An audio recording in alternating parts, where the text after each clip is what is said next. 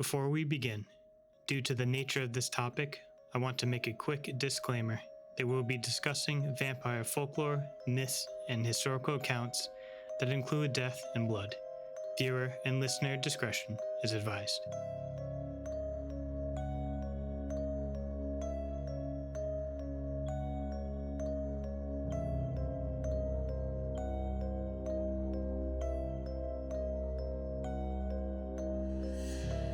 When we think of vampires, we often think of the Slavic region in Europe, or perhaps the aristocratic vampires found in the United Kingdom during the Victorian era, thanks to the many works of literature, most notably Bram Stoker's Dracula. Do we, however, ever think of the vampires found in the United States?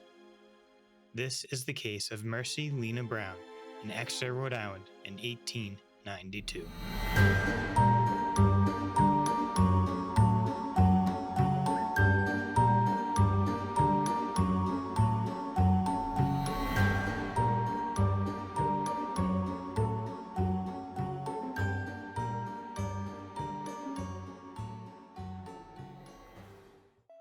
During the 1800s, New England had areas that were sparsely populated with small villages. People from all over came to America to start a new life. With them came different cultures and beliefs, including those of vampires. The Brown family lived in the small town of Exeter, Rhode Island.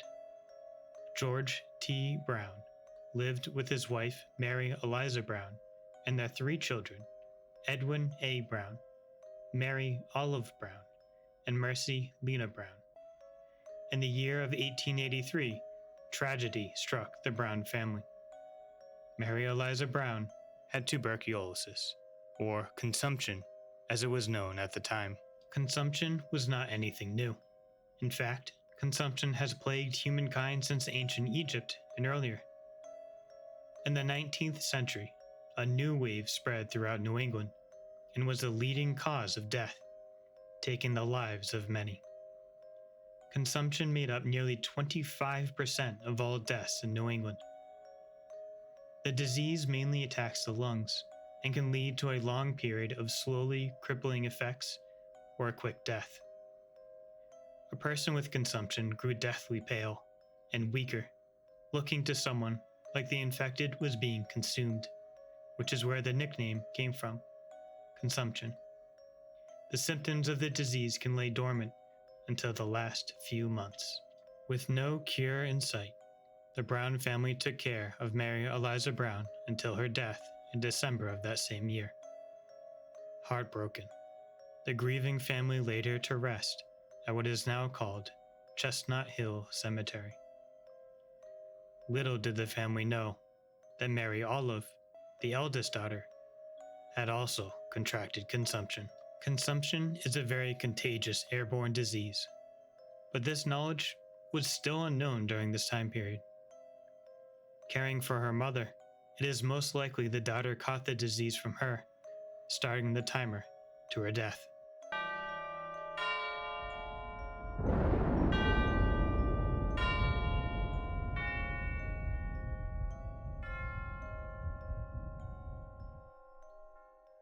Worry, fear, and anxiety must have gripped the family, and perhaps the town as well.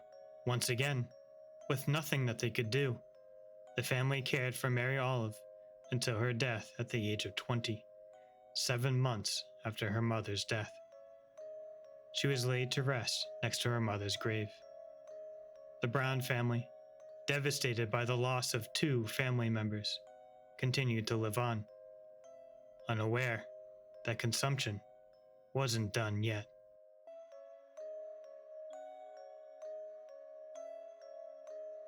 A few years later, 24-year-old Edwin Brown was looking sickly. Already knowing the answer, the father, George Brown, took him to see Dr. Harold Metcalf, the local medical practitioner for Exeter and Kingston, Rhode Island, in hopes for something that can be done. Dr. Metcalf sent Edwin and his wife to Colorado Springs, hoping the air might help in some way. Now, it should be mentioned that Colorado Springs was seen as a sort of healing place, where those sick with pulmonary diseases would go. Being 6,000 feet above sea level, there is around 21% less oxygen in the air, and this difference was seen as fresh, dry air that could make the sick feel better, especially if they were from the damp New England coast. While away, something else was happening back home in Exeter. His younger sister, Mercy Lena Brown, also had consumption. Only for her, she had the galloping variety. The galloping variety was the term used for those with accelerated symptoms of consumption, ending in a quick death. Mercy Brown died in January of 1892 and was entombed in the family vault on Chestnut Hill, waiting to be buried next to her mother and sister when the ground thawed.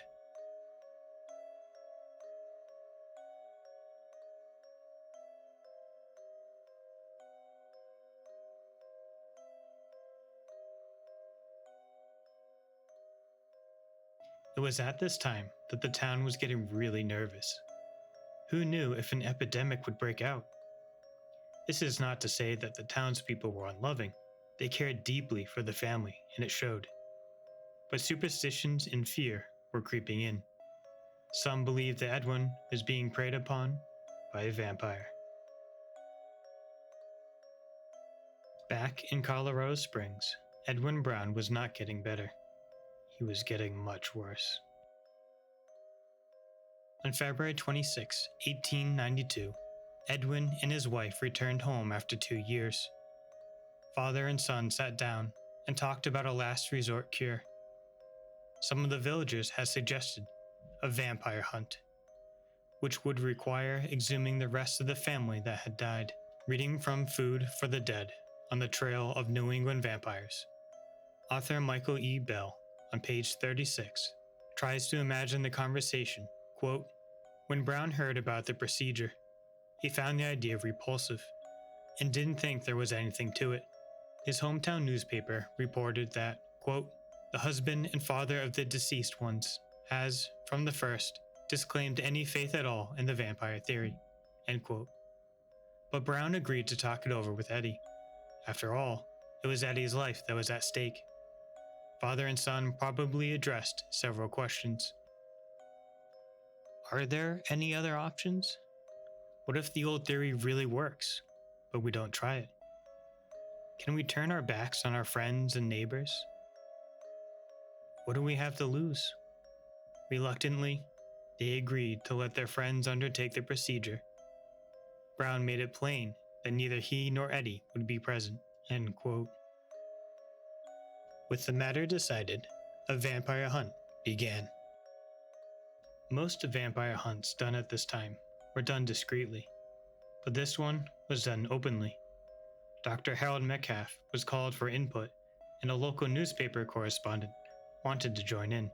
When on a vampire hunt, there are a few things that stand out as telltale signs of a vampire. In his book, Vampires, Burial, and Death, author Paul Barber describes the common signs that were looked for when hunting for a vampire. A well-preserved and bloated corpse that has a reddish color due to the blood drained from the vampire's victims. Hair and nails that seem to have grown, showing signs of life rather than decomposition. Lastly, if fresh blood is found at the ears and nose, instead of the blood being coagulated, this was another sign of blood drinking. I will also add here that a heart that bleeds fresh blood when pierced was also seen as a sign. First, the grave of Mary Eliza Brown was dug up. Satisfied at the rate of decomposition, they found no signs of vampirism. Moving on to the eldest daughter, Mary Olive Brown, they found that she was also decomposed. Only her skeleton and some hair was left. Last of all, the party moved to the family tomb to Mercy Brown. When Mercy Brown was exhumed, the hunters made a grim discovery. Mercy Brown was a vampire.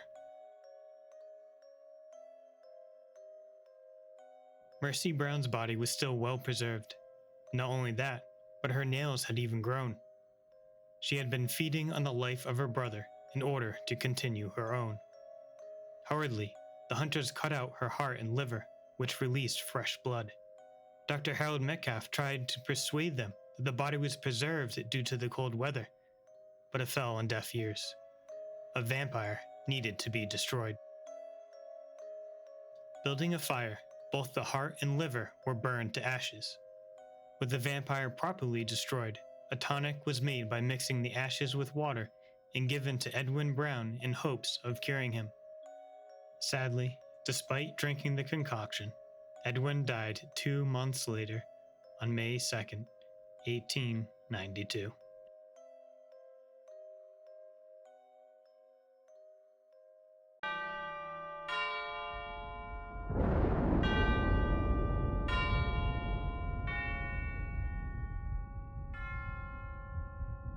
Consumption had taken everything from poor George Brown. Everything but his own life. He continued to live on, immune to the disease himself. Thankfully, the disease didn't pass on to anyone else. The cure for consumption arrived nearly 30 years later in 1921, and George Brown was alive to see it. It was just too late for his family.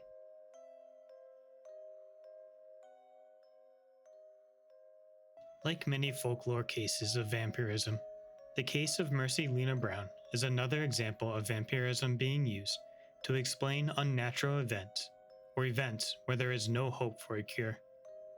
In some cases, it's a vampire stomping on roofs, destroying property, knocking on doors, visiting family during the night, and draining the blood of the living. It may seem like these people are dumb, but what would we do in a similar position? What can we do? There is no cure. I find vampire stories fascinating, and I really enjoyed the fantasy rendition of them like Bram Stoker's Dracula. But the reality of vampires was sad and truly scary. And the case of the Brown family really shows this. Loved ones die all around you as you look on hopelessly. And everyone is all wondering the same thing. Am I next? Newspapers like the Boston Globe would later go on to report the case to the rest of America. While not the first case of vampirism recorded in America, it is the most detailed. Author Michael Bell has a list of all the known occurrences of vampire cases in New England since 1793 in his book. The two other famous vampire cases of New England are the Vermont Vampire Panic in 1817 to 1830 and the Jewett City Vampires in 1854 in Connecticut, both happening earlier and both with consumption.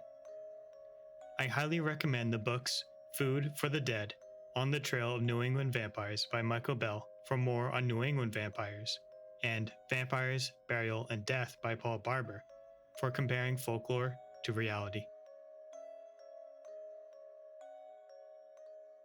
Bram Stoker, in his notes for Dracula, has a newspaper clipping of the Brown case, and 4 to 5 years later, even vaguely mentions it in his book, in chapter 18 from Dr. Seward's diary, quote, "There are, or have been, cases of vampirism in the United States.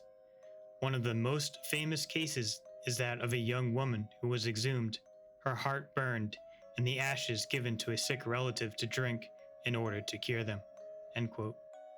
Rhode Island-born H.P. Lovecraft would also take inspiration from this case in writing his book, The Shunned House, in 1924.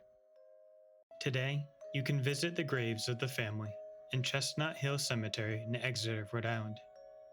It is located at a small cemetery behind a white Baptist church off of 10 Rod Road, just a couple of miles from I-95. I just ask if you go visit the graves, please be respectful, as the tombstone has been sadly vandalized many times in the past. Thank you all for watching and/or listening. Please leave a like, a comment, or subscribe for more content. See you in the next one.